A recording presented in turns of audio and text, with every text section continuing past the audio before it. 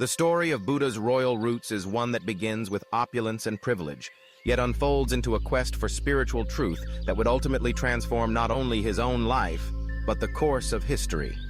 Siddhartha Gautama, born into the Shakya clan as a prince, was surrounded by luxury and insulated from the harsh realities of the world.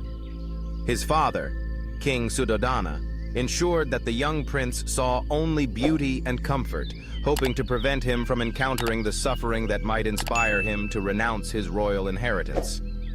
But destiny would not be denied. Siddhartha's journey from prince to pauper is not just a tale of personal renunciation. It is a story interwoven with the formation and evolution of Buddhist teachings themselves. As Buddhism began to take shape after the Buddha's enlightenment and passing, the canonical texts, known as the Tripitaka or Pali Canon, were not formed overnight.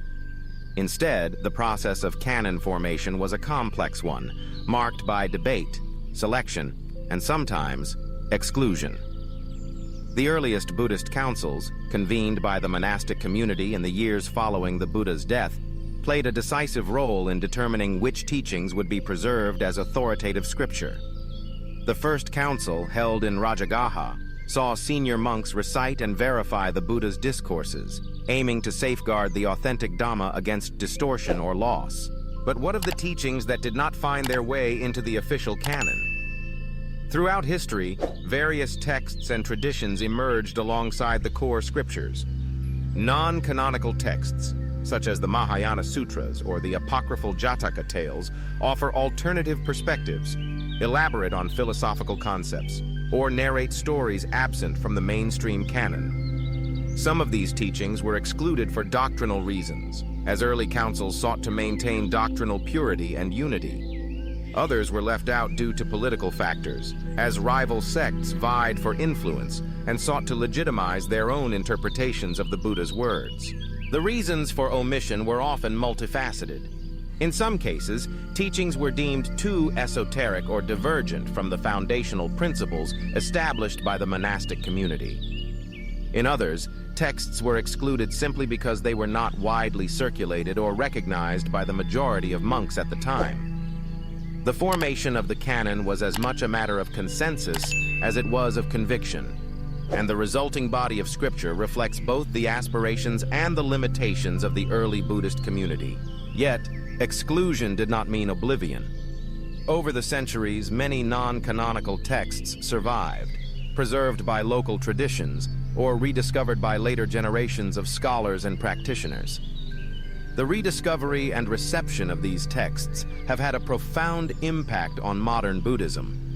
In recent decades, scholars have unearthed ancient manuscripts and brought attention to marginalized teachings, sparking renewed interest in the diversity of Buddhist thought. The emergence of new translations and studies of long-forgotten sutras has enriched the understanding of Buddhism's rich tapestry, allowing practitioners to explore perspectives that were once hidden from view. Today, the impact of canon formation and the exclusion of certain teachings continues to shape the practice and perception of Buddhism around the world.